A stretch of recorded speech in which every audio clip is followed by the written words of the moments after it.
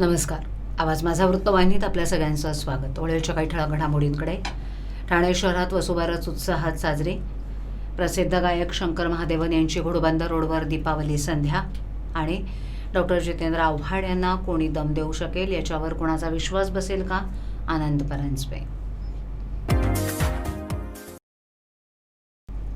सालाबादाप्रमाणे दिवाळी सणाचा पहिला दिवस वाघबारस परंपरेप्रमाणे आज गुरुवारी साजरा करण्यात आला. वाघबारसी किंवा वसुबारस दिनानिमित्त ठाणे महापालिका परिसरातील गावपाड्यात राहणारे आदिवासी समाज बांधव एकत्र जमून ठाणे जिल्हाधिकारी कार्यालयाच्या प्रांगणात उभ्या असलेल्या अर्धतारपाधारी पुतळ्याचं पूजन आणि अभिवादन करण्यात आलं. तथा सांस्कृतिक तारपा नृत्याचं सादरीकरण केलं गेलं. या कार्यक्रमाचं आयोजन आदिवासी श्रमिक संघर्ष संघटना, ठाणे आदिवासी वारली समाजसेवा संस्था ठाणे आणि आदिवासी क्रांती सेना ठाणे यांच्या वतीनं केलं जातं. सदर कार्यक्रम सुरळीत पार पडावा यासाठी आदिवासी श्रमिक संघटनेचे अध्यक्ष हंसराज खेवरा यांचे विशेष योगदान असतं. तसंच संघटनेचे ठाणे शहर अध्यक्ष हेमंत जाधव यांचं सहकार्य लाभतं. या कार्यक्रमाला संघटनेचे अध्यक्ष हंसराज खेवरा, सचिव तुकाराम वरठा, सल्लागार अमृत सुरकर, सल्लागार रमेश टोळे, आदिवासी क्रांती सेनेचे अध्यक्ष अनिल भांगले, आदिवासी श्रमिक संघटनेचे ठाणे शहर अध्यक्ष हेमंत जाधव, ठाणे संघटक निलेश महाले, विनूभाई खेवरा, महिला सहयोगी अंजली काकरे, मानसी खेवरा, तसंच शहर कार्यकर्ते जितू भोये, अमृत सुरकर, रमेश टोळे, हरी पागेरा आणि इतर मान्यवर आदिवासी समाज बंधू भगिनी यावेळेला मोठ्या संख्येनं उपस्थित होते. तर या कार्यक्रमाला ठाणे जिल्हाधिकारी अशोक शिंदे यांनी देखील उपस्थित राहून कार्यक्रमाला शुभेच्छा दिल्या. दिवाळी आहे, आपण देखील या ठिकाणी तारपाधारीला वंदन करत आहे, काय सांगाल? अत्यंत आनंदाचा दिवस आहे. आपल्याला सगळ्यांनाच कल्पना आहे, आपणही नमूद केलेला आहे. ठाणे जिल्हा हा आदिवासी बहुल जिल्हा आहे. विशेषतः शहापूर मुरबाडचा भाग आणि त्याला लागून असलेला परिसर, भिवंडीचा परिसर, यामध्ये आदिवासी बहुसंख्येनं राहत आहेत. आदिवासी प्रथा परंपरेनुसार आपण वेगवेगळे सण साजरे करत असतो. ठाणे जिल्ह्यामध्ये आज तारफाच्या अनुषंगानं आज आपण पूजनही केलेलं आहे. या निमित्तानं दिवाळी सुरू झालेली आज वसुबारस आहे. खरंच निसर्गाचं उपासक असलेल्या या समाजाकडून बाकी समाजालाही खूप घेण्यासारखं आहे. निसर्ग जगला तरच आपण सर्वजण राहणार आहोत, ही भावना, हा अर्थ यांनी याच्या सगळ्या परंपरेच्या माध्यमातून आदिवासी समाजाने आपल्या सगळ्यांना दिलेला आहे. आपण त्याला आत्मसात करूया. आणि आजच्या दिवाळीच्या शुभमुहूर्तावर मी सर्वांनाच ठाणे जिल्ह्यातल्या आदिवासी आणि सर्वच जनतेला या निमित्तानं दिवाळीच्या हार्दिक शुभेच्छा देतो. आणि यापुढे निसर्गाची पूजा, निसर्गाचं संवर्धन आणि निसर्गाचं मूल्य संवर्धन करण्याच्या अनुषंगानं, जैवविविधता जोपासण्याच्या अनुषंगानं आपण सर्वजण एकत्रितपणानं काम करूया. आणि त्या निसर्गावर उपजीविका असणाऱ्या सर्व आदिवासी बंधूंच्या आयुष्यामध्ये यापुढे आनंदाचा क्षण येवो, आनंद येवो आणि सर्वजण सुखी असावेत अशी अपेक्षा आजच्या या प्रसंगी मी व्यक्त करतो. धन्यवाद.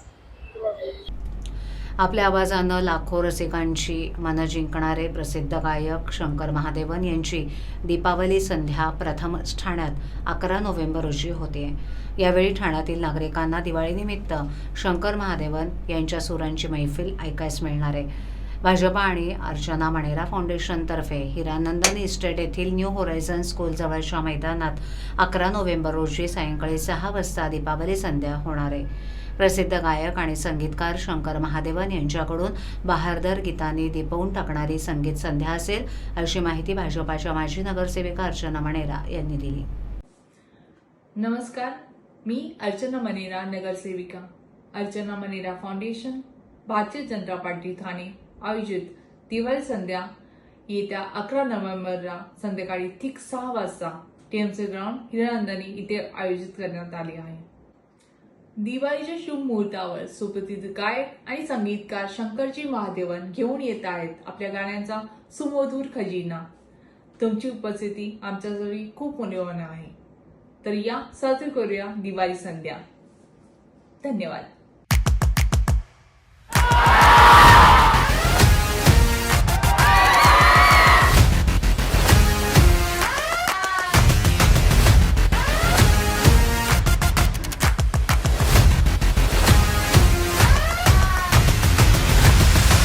बाबा वाजव रे बाबा थोड़ा।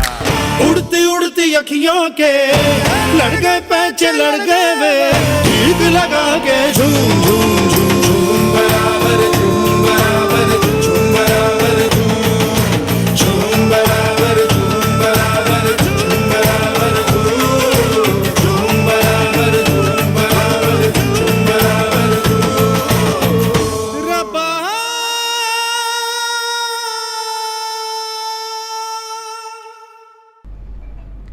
शिवशाहीर बाबासाहेब पुरंदरे यांच्या इतिहासाच्या मांडणीबद्दल मतभेद असू शकतात, पण त्यांच्या योगदानाचा आणि वयाचा विचार करता त्यांच्याप्रती आदरानं बोला, एकेरीत उल्लेख टाळा, असा सल्ला तत्कालीन प्रांताध्यक्ष सुनील तटकरे यांनी जितेंद्र आव्हाड यांना दिला होता. सल्ला म्हणजे ती धमकी होत नाही, असं मत राष्ट्रवादी काँग्रेसच्या अजित पवार गटाचे ठाणे जिल्हाध्यक्ष आनंद परांजपे यांनी व्यक्त केले. संघर्ष संस्थेनं भरवलेल्या किल्ले दर्शन स्पर्धेच्या वेळेला आव्हाड यांनी स्वतः शिवशाहिरांचा सत्कार केला होता. अदिती या स्वकर्तृत्वानं पुढे आल्यात, कामातून त्यांनी आपली ओळख निर्माण केली आहे, असंही परांजपे म्हणाले. 2017च्या रायगड जिल्हा परिषद निवडणुकीच्या इतिहासात प्रथमच राष्ट्रवादी काँग्रेस आणि शेतकरी कामगार पक्ष यांच्यात स्थानिक पातळीवर युती झाली होती. विजयानंतर 2.5 वर्ष राष्ट्रवादीचे अध्यक्ष आणि 2.5 वर्ष शेकापचा अध्यक्ष अशी बोलणी प्रांताध्यक्ष सुनील तटकरे, शेकापचे सरचिटणीस आमदार जयंत पाटील, विवेक पाटील, मीनाक्षी पाटील यांच्यात झाली होती. त्यानुसार आदिती तटकरे या 2.5 वर्ष अध्यक्ष झाल्या होत्या.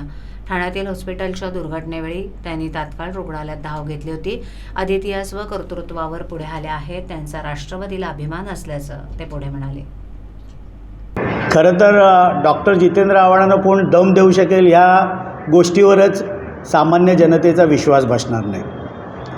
पण घडलं असं होतं की ज्या वेळेला सातत्याने डॉक्टर जितेंद्र आव्हाड हे शिवशाहीर बाबासाहेब पुरंदरे यांच्यावर वैयक्तिक टीका करत होते, एकेरीत त्यांचा उल्लेख करत होते, त्यावेळेला पक्षाचे प्रांताध्यक्ष म्हणून तटकरे साहेबांची ही भूमिका होती की इतिहासाच्या त्यांच्या दाखल्यावर, इतिहास जे ते सांगतात त्याच्यावर वादविवाद होऊ शकतो, कारण इतिहास हा नेहमी बदलणारा असतो. ज्यावेळेला नवीन नवीन तुमच्यासमोर इतिहासाचा अभ्यास करताना, रिसर्च करत असताना हिस्ट्री पेपर्स येतात, त्यावेळेला हिस्ट्री इज ऑलवेज इव्हॉल्विंग.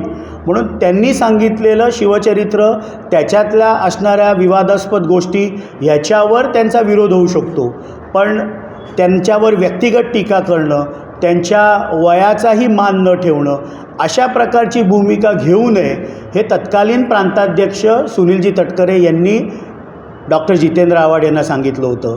पण डॉक्टर जितेंद्र आव्हाड यांना कोणी दम देऊ शकतं याच्यावर मात्र माझा अजिबात विश्वास नाही. सातत्याने एकेरीत त्यांचा उल्लेख करणं ही डॉक्टर जितेंद्र आव्हाड यांची नेहमीची सवय आहे.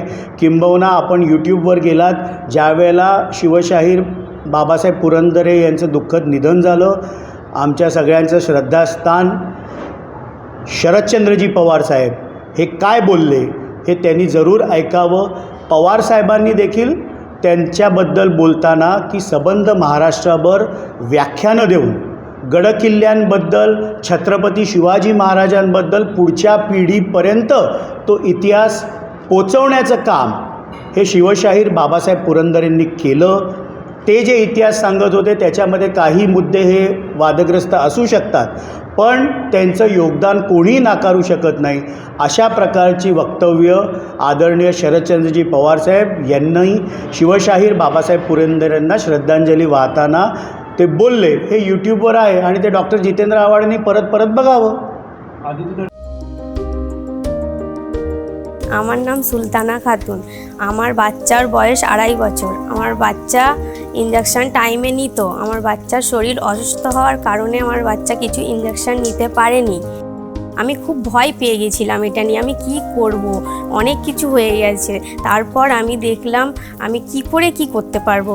আসাদি আমার বাড়িতে আসলো, আসাদি আমাকে জানালো মিশন ইন্দ্রধনুষ একটি ক্যাম্প বসছে বাচ্চাদের জন্য, যেখানে আমি নিয়ে গেলাম। নিয়ে যেতে আমার বাচ্চার যে কটা টিকা বাকি ছিল সেগুলো সব দেওয়া হলো, তাতে বাচ্চা আমার অনেক ভালো হলো, আমার বাচ্চা সুস্থও আছে। আমি ধন্যবাদ করতে চাই আসাদিকে এবং মিশন ইন্দ্রধনুষকে।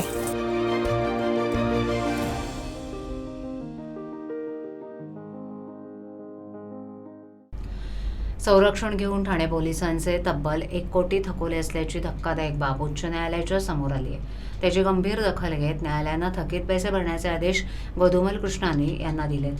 कृष्णानी यांना पोलीस संरक्षण हवे, त्यासाठी त्यांनी याचिका केली आहे. या याचिकेमध्ये ठाणे पोलिसांच्या विशेष शाखेनं प्रतिज्ञापत्र सादर केलं. कृष्णानी यांना याआधीही पोलीस संरक्षण दिलं होतं. त्यांनी पोलीस संरक्षणाचे 1 कोटी थकवले आहेत. त्याचा फटका सरकारी तिजोरीला बसलाय. त्यामुळे थकीत पैसे भरण्याचे आदेश न्यायालयानं कृष्णानी यांना द्यावेत, अशी मागणी प्रतिज्ञापत्रात ठाणे पोलिसांनी केली आहे. न्यायमूर्ती अजय गडकरी आणि न्यायमूर्ती श्यामचंडक यांच्या खंडपीठासमोर हे प्रतिज्ञापत्र सादर झालं. या प्रतिज्ञापत्राची गंभीर दखल न्यायालयानं घेतली आणि थकीत पैसे भरण्याचे आदेश कृष्णानी यांना दिलेत.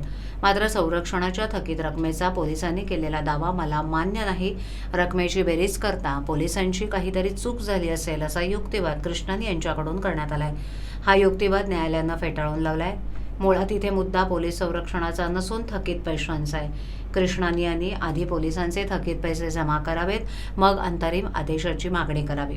कृष्णानी हे व्यावसायिक आहेत. त्यांनी पोलिसांचे पैसे थकवू नयेत असं नमूद करत न्यायालयानं ही याचिका अंतिम सुनावणीसाठी दाखल करून घेतली.